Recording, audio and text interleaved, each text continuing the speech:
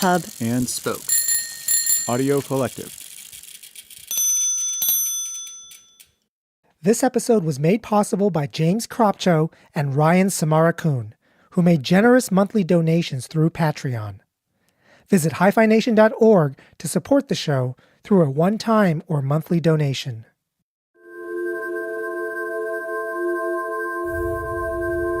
From Vassar College, you're listening to Hi-Fi Nation, a show about philosophy that turns stories into ideas. I'm Barry Lamb. Are you there? Yes, I'm here. Okay, great. I am going to... So my name is Barbro Karlen, and I was born in Gothenburg, Sweden, in May of 1954. Barbro Karlen tells quite a story about how life unfolded in her early childhood. In fact, she wrote a memoir about it as an adult, and from there was given a chance meeting with a man named Buddy Elias. Buddy Elias was the last living cousin of a relative, really, of Anne Frank, as well as a very, very famous actor in Germany and Switzerland, and he passed away a couple of years ago. He took as his life mission after the war to talk about Anne Frank, first together with Otto Frank, Anne Frank's father, and Otto Frank actually lived with Buddy Elias until he remarried again.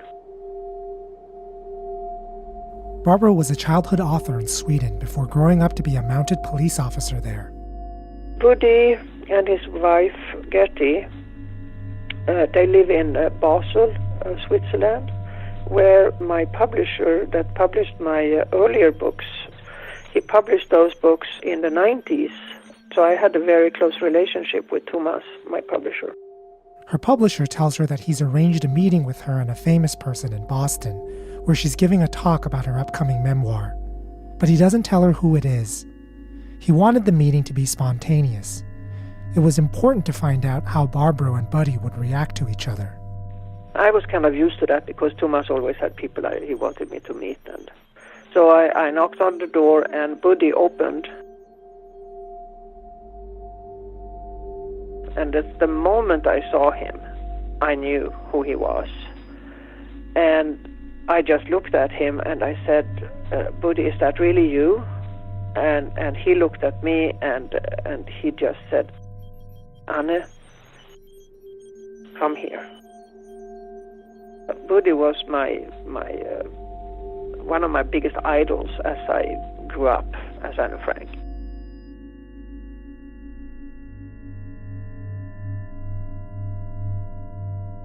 He was an ice skater, and he was funny, and he was just an incredible person in my life before we got captured, or before we moved to Amsterdam.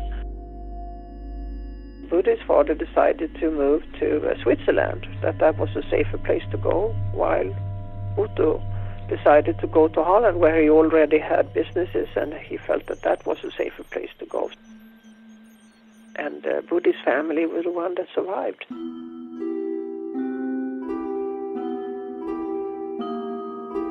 And he just took me and hugged me, and I don't know how long we stood there, and we were crying and holding each other. But it was just absolutely incredible to almost felt like I came home. So we sat together, him and I, alone for about 2 hours. We talked about memories we had, and he didn't believe in reincarnation before this meeting, and then all of a sudden he was just absolutely 100% sure that I was his long-lost cousin.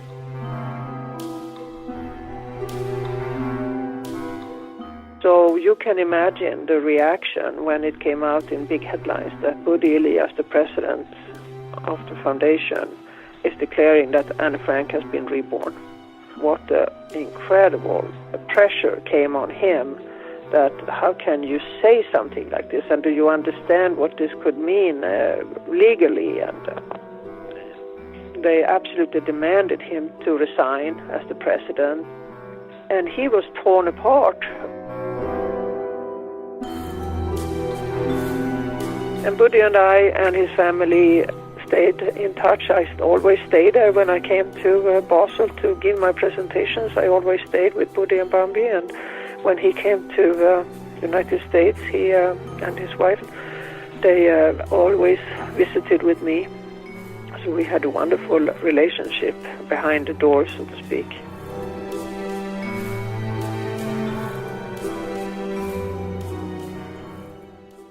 A large segment of the world's population believes in reincarnation of some form or another. Foundational texts in both Western and Eastern philosophy include explicit arguments for reincarnation. It's part of every major religion in India. The succession of the Dalai Lama in Tibetan Buddhism is determined by finding the reincarnation of the previous Dalai Lama, typically boys under the age of 4 who have past life memories.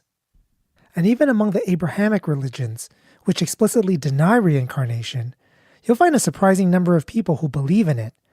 A Pew Research study in 2009 found that almost a quarter of American Christians believe in reincarnation, and the number is even higher among Catholics in Britain and Spain. In fact, many of the people who make a claim to a previous life are very young children, too young to have any coherent religious beliefs. I'm Jim Tucker. I am a professor of psychiatry and neurobehavioral sciences at the University of Virginia. I found someone who studies the phenomena of past life memories.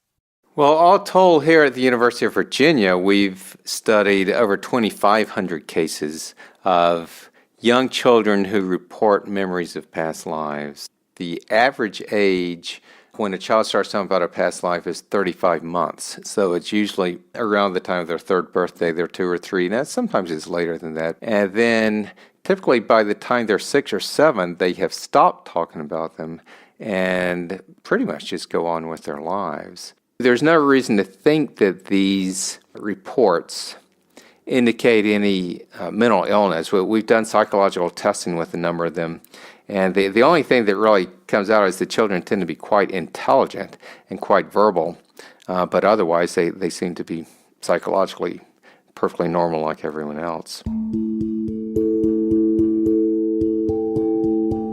Is there a pattern to the kind of memories that they report? Yeah, they tend to focus on events or people from near the end of the previous life. The average interval between the death of the previous person and the birth of the child is 4.5 years. The median interval, meaning half or shorter, half or longer, is only 16 months. They tend to be quite recent. 70% of them talk about a life that ended by some sort of unnatural means: murder, suicide, accident, combat. Sometimes the children will have nightmares about those, or they will talk about them a great deal during the day. It more or less seems as if the memories just sort of pick up where they left off in the last life. A number of them have even birthmarks or birth defects that match wounds the previous person got. One American case is a little boy named James Leininger. His parents are just this Christian couple in Louisiana, and his father in particular is quite opposed to the idea of reincarnation. But around the time of James's 2nd birthday, he started having horrible nightmares multiple times a week in which he would kick his legs up in the air and scream, "Airplane crash on fire, little man can't get out."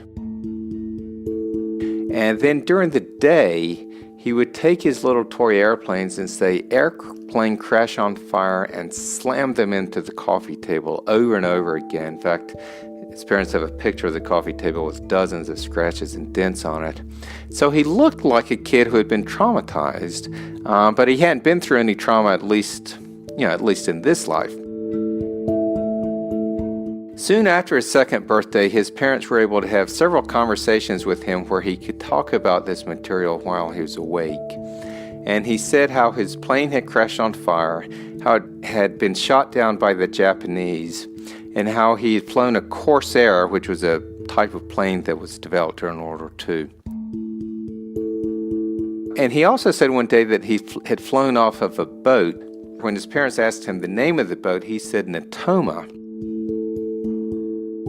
The USS Natoma Bay was an escort carrier that was stationed in the Pacific during World War II. So then his parents asked him who he was, and he would always say me or James, which they didn't make anything of at the time.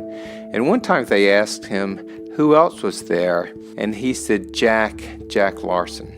Now this was all when he was 2. And then when he was 2.5, his dad bought a book on Iwo Jima to give to his own dad. And they were looking through it one day when James pointed to a picture of Iwo Jima and told his dad that that's where his plane had been shot down, which floored his dad. This little 2.5-year-old was talking like that, and then he learned that the Natoma Bay did in fact take part in the Iwo Jima operation. Eventually he learned that there was only one pilot from that ship that was killed during the Iwo Jima operation. It was a 21-year-old from Pennsylvania named James Houston. And his plane crashed exactly the way that James had described. James said how his plane had been shot in the engine, it had burst into flames, it crashed in the water and quickly sank, and that's exactly what happened to Houston's plane. And the pilot of the plane next to Houston's on the day that he was killed was named Jack Larson.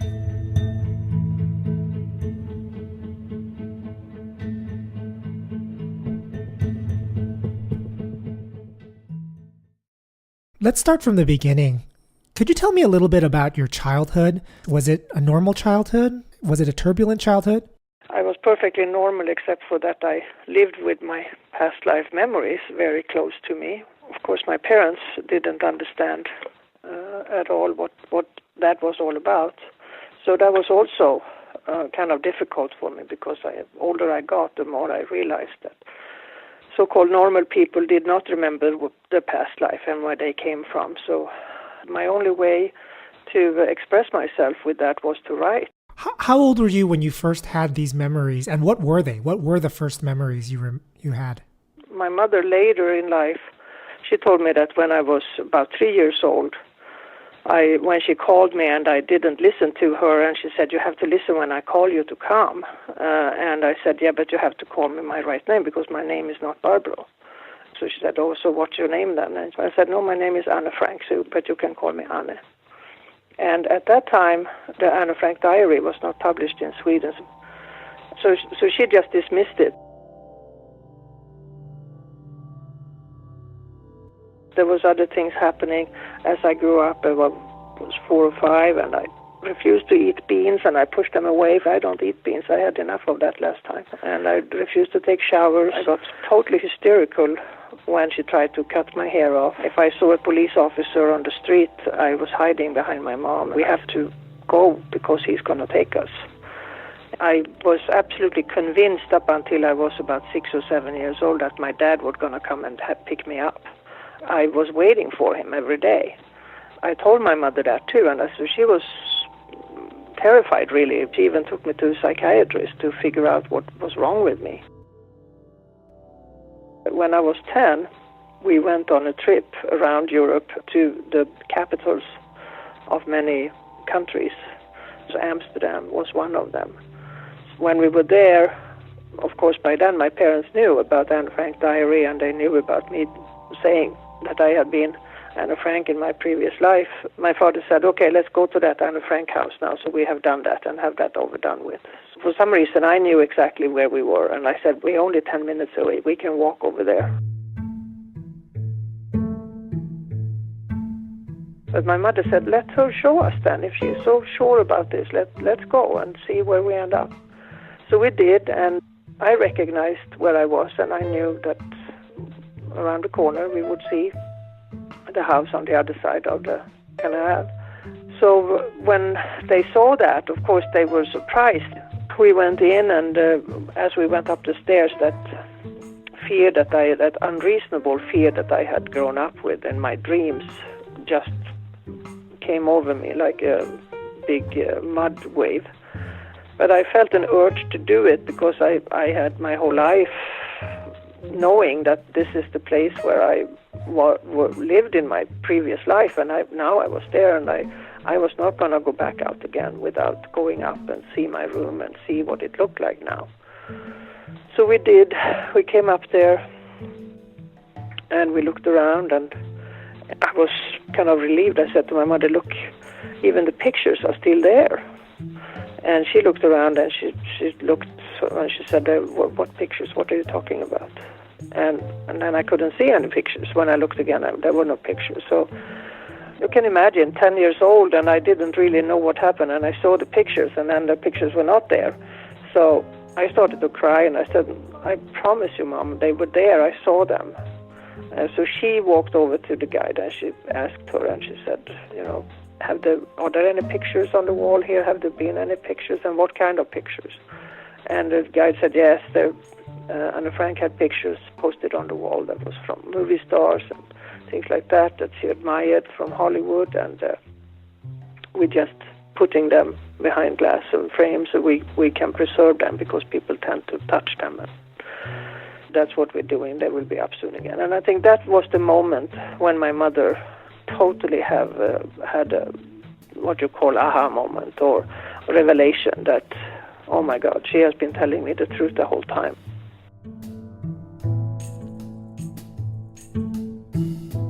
The memories stayed with me until I was about 15 years old, and then they slowly disappeared.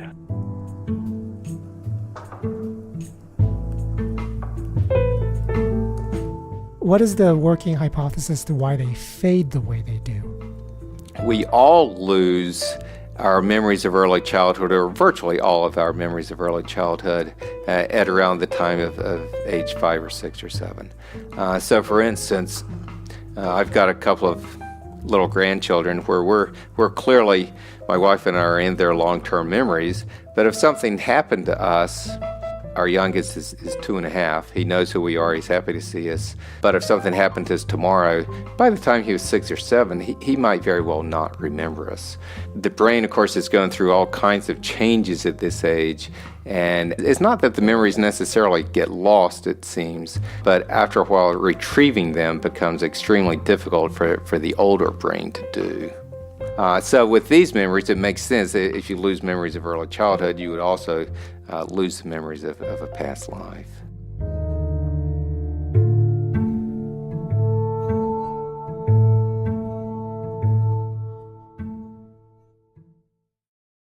When did your story go public?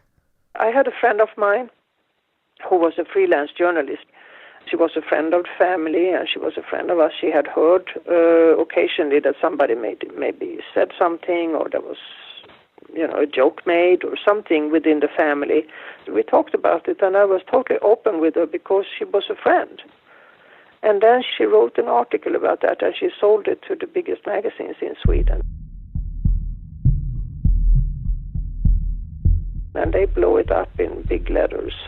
And it was terrible. I lost my friend because I couldn't trust her anymore. I did not want that to come out. I was a police officer at the time, and I worked, and I had changed my last name because I didn't want to be recognized as Barbro Karlen.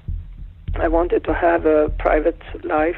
I didn't have any memories, really, and I was a perfectly normal person.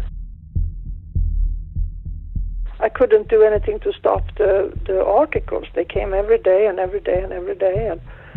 And finally, I was just pounded to the ground where I felt like I can't even stand up in the morning. I can't get out of bed.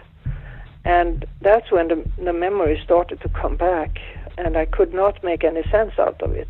I could not understand why the memories came back with such force and in different stages of my previous life.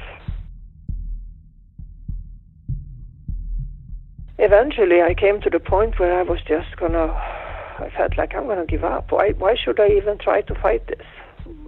And it went on to the point where I was just gonna jump in the ocean, to tell you the truth. I was driving to the beach. I was driving there, and I walked on the beach, and I was praying for help and to understand what was going on and what I should do. At that moment, I guess I just reached my higher self, or I got help from the universe, but I felt this voice inside me saying to me that they killed you in a previous life. They're not going to kill you in this life.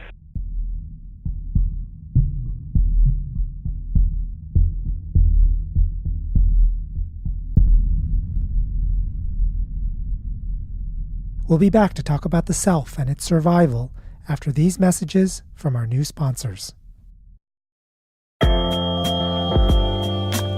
How about this for a great idea? You go online, you look at a bunch of frames for your eyeglasses. You get them sent to you for free, where you can try them on for friends and family, and then you pick your favorite frame to use with your prescription. There's one place to do this. It's called Warby Parker. Warby Parker is able to provide high-quality, great-looking eyewear at a fraction of the usual price. Their prescription glasses start at $95. This includes frames, lenses, and coatings. They'll even call your doctor if you don't have your prescription handy. Head to warbyparker.com/hi-fi to order your free home try-ons today. Choose the 5 frames you'd like to try on, mail the frames back, choose your favorite pairs to have your prescription added, and order. Warby Parker makes your experience completely risk-free, and there's free shipping all around. Visit warbyparker.com/hi-fi to begin your free home try-on experience today. There's also a link to it on our website at hifynation.org.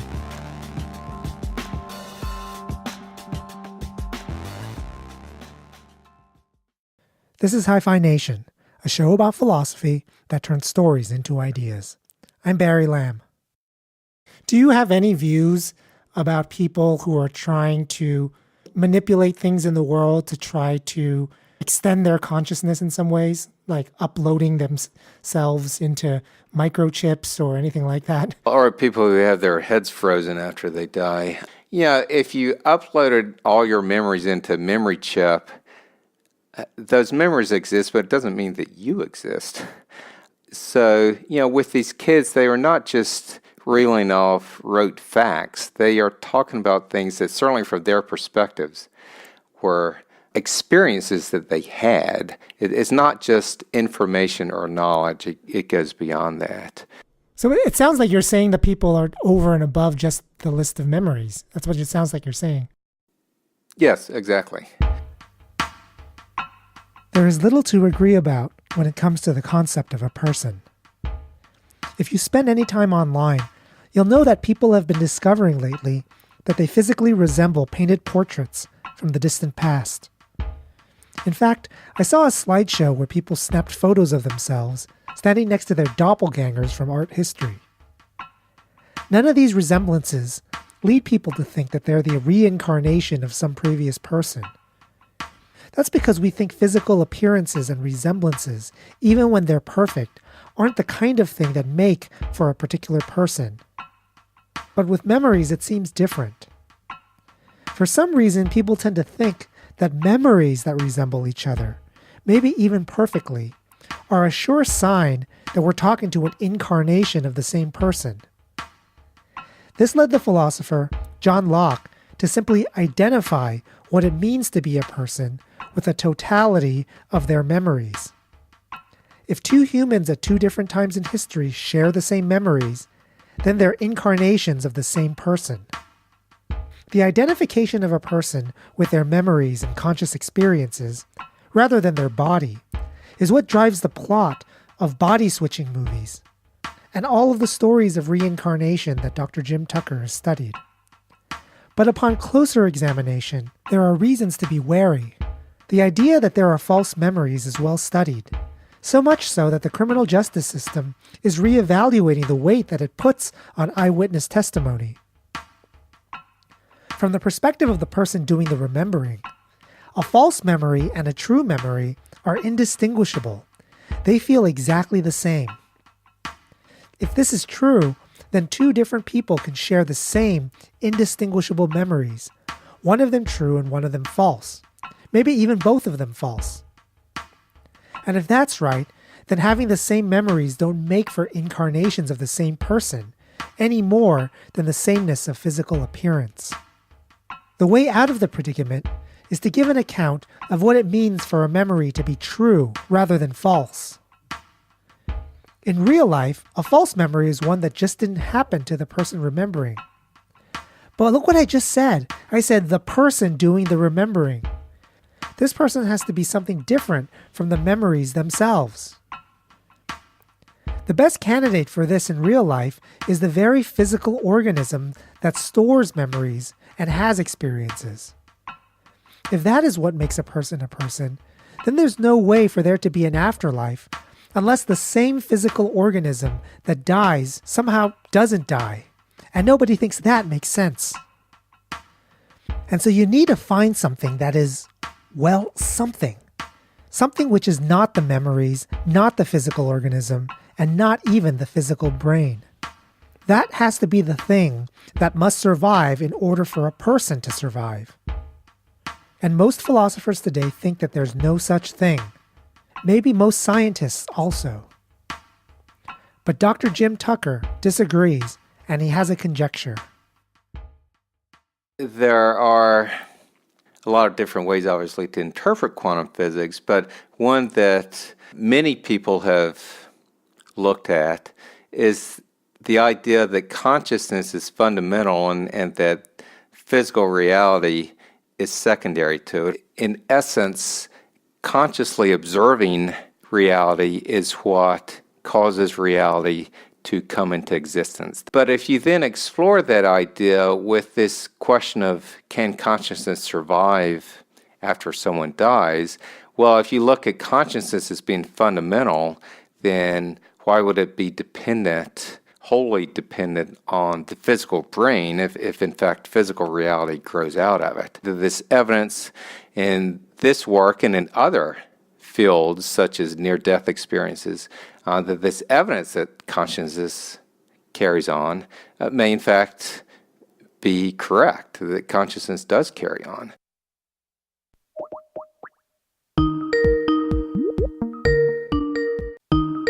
I decided to call up a philosopher of physics to help me sort through this, maybe even explain to me if reincarnation is consistent with quantum physics. I'm Alyssa Ney. I'm an associate professor of philosophy at UC Davis. Okay, so Alyssa, I want to get to the bottom of this idea that quantum physics allows, or maybe even supports, the idea that consciousness, the mind, or the self is separate from the physical brain or physical matter. Can you tell me, first of all, where this idea comes from? So I think the first person that made this kind of connection was Eugene Wigner in the 1960s. Quantum mechanics is special in that it allows material objects like atoms or electrons to go into states that are called superpositions. You're not going to get all the details of quantum mechanics from a few minutes on a podcast. But the important thing to know is that the laws of quantum physics tell us that electrons and other particles, on their own, will evolve into superpositions. That is, they have these weird properties, such as not being in any particular place at a certain time. The laws of quantum mechanics say that when a material system has properties like this, they will continue to evolve into more complex superpositions as they interact with other material systems. But it seems to come into conflict with our own experience of what we observe when we measure systems. So if you want to locate a system and see where it is, it's always going to have some determinate location. What happens is when we look for an electron and take a measurement of its location, we will always find it in a determinate place. But the laws said that right before we measured it, it was in a superposition. It was not in that place. In fact, not in any determinate place. And so what physicists have said traditionally, and this is still what appears in textbooks, is that quantum systems can evolve into superpositions, but when you measure them, they collapse out of them. In other words, the act of looking for an electron with an instrument makes that electron drop out of the superposition into the location where we end up finding it. What Eugene Wigner argued was that you can think of a room containing an electron and his friend trying to make a measurement as itself a single system. The electron goes into a superposition of sending a flash of light and not sending a flash of light. It doesn't have either, it doesn't have both. But now Wigner says, well, what about me? I'm outside of this laboratory. I haven't measured the particle, and I haven't talked to my friend either to ask him whether or not he's seen a flash or not. So what quantum mechanics says is, since I haven't taken a measurement, I have to say that my friend and the atom are still in this superposition. And so my friend is in a superposition of seeing a flash and not seeing a flash. So far, so good. But the question is, how can any human being be in a superposition of seeing a flash and not seeing a flash? That seems absurd, because if I go and I talk to my friend and I ask him, did you see a flash before I talked to you? Or were you in this superposition state of seeing a flash or not seeing a flash? Of course, a friend is going to say, no. If he saw a flash, he'll say, I saw a flash. And if he didn't, he'll say, I didn't. And so what Wigner says is, what that's showing us is that conscious systems, like ourselves, are never in superpositions. What quantum mechanics shows us, according to Wigner, is that there's a fundamental distinction between conscious systems and systems that he says are inanimate.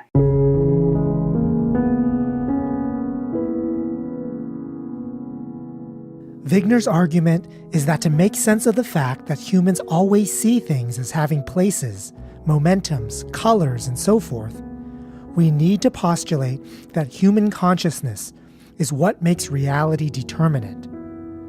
Quantum mechanics describes a world in which material systems without conscious observers will just evolve into more complex superpositions. Quantum mechanics plus a non-physical consciousness describes the world as we actually see it. And so we can't be materialists if we're going to accept quantum mechanics. If human consciousness is not reducible to electrons and protons or subatomic particles, then in principle it's something that can survive the death of a physical organism. Or can it? We still don't have a story about how that could happen and why memories would be preserved if it did. It's hard enough to preserve your memories when you have a functioning brain. How can it be preserved with no brain? Here's the philosophical paradox accompanying this story. Suppose there is a consciousness separate from the physical brain. If that immaterial consciousness really does get reincarnated, but with absolutely no memories or psychological traits, how is that incarnation me any more than any other thing is me, material or immaterial? So can I tell you now that we're coming close to the end of our conversation what this show is going to be about? Okay. At this point, I ran Dr. Jim Tucker's conjecture by Alyssa Ney. And he's persuaded by some of these cases. Yeah, no, it's fascinating. Yeah. I almost wonder if what he's thinking is something about non-locality, though, because we didn't talk about non-locality. Quantum non-locality, or the idea that things that happen in one corner of the universe can simultaneously have an effect on another corner of the universe through something called quantum entanglement. Entangled states are states where you have two different systems, and there are these persistent correlations between the states of the systems, and those persist no matter how far you separate the systems in space. If one particle gets entangled with another into a superposition, then particle A and particle B are both in superpositions, or neither are. If some conscious mind ends up measuring particle A at one point in space and time and makes it drop out of a superposition, then wherever or whenever particle B happens to be, it too must simultaneously drop out of the superposition. These correlations that are produced by quantum entanglement might be able to capture these relationships between you now and somebody else very far away if your constituents, your particles, were entangled with each other. Here's another story. We have two beings across time being correlated with one another through quantum entanglement, so that there's a memory transfer. But if it's a memory transfer, does that make the new being a reincarnation of the first? Or just someone who gets a kind of quantum memory transplant? And how does a memory transplant make someone a reincarnation any more than a nose transplant? Somehow we have to put both of our quantum physics stories together. We need immaterial consciousness and memory transplants between the same consciousness at two different times, all realized in two different organisms. Once we have that story, we have a story fully consistent with science. Right? All of these are out there hypotheses, but are they possible? Well, they're logically possible because they're consistent. Are they likely to be true? Are they consistent with the empirical evidence that we have? I wouldn't say that they're consistent with the empirical evidence we have. The best supported theories, most widely agreed upon among physicists and other people who think about quantum mechanics, don't appeal to any kind of fundamental conscious experiences. There are many other ways of understanding how systems go from superpositions to what look more like classical states. And we just don't need to postulate consciousness. Occam's razor. If you don't have to postulate it, leave it out of your theory. We don't need to postulate an irreducible conscious self. The best empirical theories today say the size and complexity of measuring devices are enough to explain the collapse out of superposition. Other theories actually say no collapse ever occurs. The world might well be one where everything, even us human beings, are in states of superposition all the time. It just doesn't look that way. Even the hypothesis that the universe splits into many universes at every superposition is taken more seriously than the one that says consciousness is immaterial. I'm Yuval Avnur, professor of philosophy at Scripps College in Claremont, one of the Claremont colleges. Yuval Avnur is a philosopher who has recently been writing to defend the existence of the afterlife from the charge that all of scientific and philosophical arguments tell against it. I don't think there's any good reason to think that there isn't an afterlife. I don't think there's any good reason to think there is an afterlife. In fact, I think that it's the kind of hypothesis or the kind of possibility that you couldn't possibly get any evidence for or against. One of the main targets of Avnur's reasoning is the appeal to Occam's razor. The simplest explanation of the world is that we are physical beings just like everything else. If that's true, then we should always believe that, by Occam's razor, over any belief that says there's the physical world and also immaterial minds or selves. Occam's razor, yeah, I don't think people are super clear about what they mean about it. Avnur thinks that any way you formulate Occam's razor, you can't get evidence that the afterlife doesn't exist.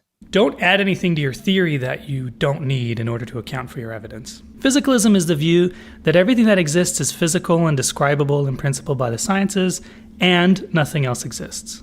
So it's a conjunction. Now I'm going to propose to you another view. It's just the first part. It just says physical stuff exists and behaves like science says it does. Period.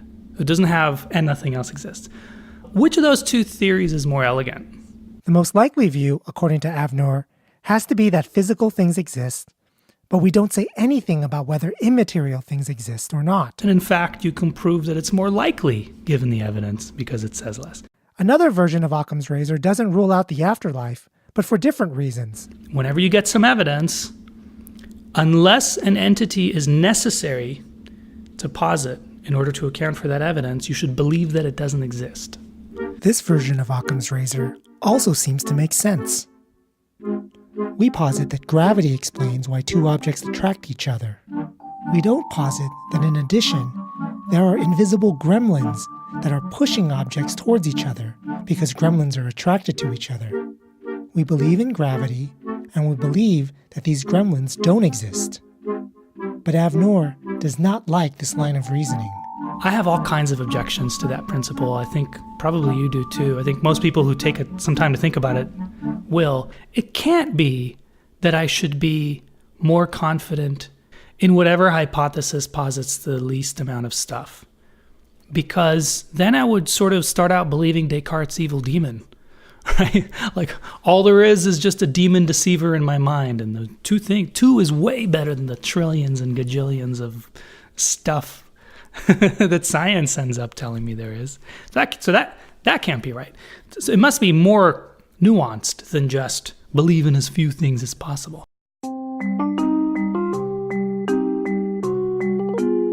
I want to ask you this for real. A priori, how likely is it, would you think, that all of reality and all that is interesting and sort of worthy of consideration in reality is accessible to humans? Pretty low. Yeah. Pretty low. I think the point I'm making is kind of a Copernican point. Reality could well, and for all I know, most likely does, contain all kinds of amazing, weird stuff that I have no possible access to. If so, then why would I take my lack of evidence for something as evidence that it doesn't exist? I think that for a religious person who has a view about the afterlife, the significance of their life and the significance of certain events in their life all take place within the context of this assumption about the afterlife. And I think the same thing applies to people who are pretty sure that there's no afterlife, that it's just lights out. I think that that idea informs the way you think about time, informs the way you think about wasting your time, it informs the way you think about your interactions with your long-term loved ones, like your parents or your family or whatever. Among philosophers today, it is so widely assumed that the lights out theory is true that we don't talk about that part of the background when we talk about the significance of things. We just assume it. In fact, explicitly, sometimes when people write books about the meaning of life and stuff, well, I'm just going to assume this life is all there is. Avnur is arguing that it should be an open question, always, no matter what we learn, that there is some way for us to survive the death of our bodies. The conclusion he's reached is that we don't know how this can happen, or whether it takes place by way of immaterial souls or reinstated memories, or some other way we can't envision or imagine. The central philosophical question about whether a surviving thing is an incarnation of the same person that was once alive, that doesn't bother him that much. Avnur thinks maybe we survive not as the same person, but as something else, something we know not what. But it bothers me. I want to know what it takes for me to be around, to have experiences after my own death. If it takes an immaterial soul, then that's what I want. If it only takes saved memories, then bring on the memory uploader. Knowing what it takes for me to survive is a way of me knowing what I am now. Can you tell me about how you think about Anne today? Do you think of yourself as Anne? Do you think of her as a distant past self? How do you think about it, the relationship? I am 100% Barbro today. I don't walk around thinking about who I was in my previous life. I have learned from that lifetime. I have learned from this lifetime, and I have it all in my soul and in my higher I. I am a perfectly normal human being with both feet on the ground. What do you think is going to happen to you, like personally? Well, I will say this. I think if you look at our strongest cases as a group, that we do have good evidence that a significant part of us can survive after the brain dies. Certainly my hope is that I do. I don't have any particular expectation for what I personally will experience. You know, we're all here for a fairly short time, and hopefully we can have meaningful experiences while we're here, and then if a part of us continues on, that's great. But if it doesn't, then, you know, we just try to make the most of the time we do have here.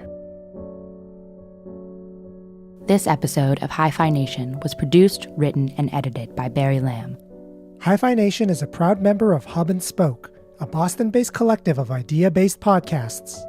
If you want something else to listen to, I recommend Soonish, produced by tech journalist Wade Roush.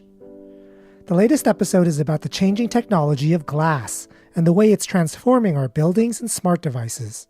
You can listen to Soonish wherever you get your podcasts, or visit hiphination.org to connect with all of the shows on Hub and Spoke. This episode has been made possible by everyone who donates $1 or more a month to support the show through Patreon. Special thanks to our high-level donors, James Cropcho, Nancy Bauer, Pamela O'Neill, Greg Poulos, Emily Balliestri, and Rick Grush. Visit warbyparker.com/hi-fi to support our latest sponsor.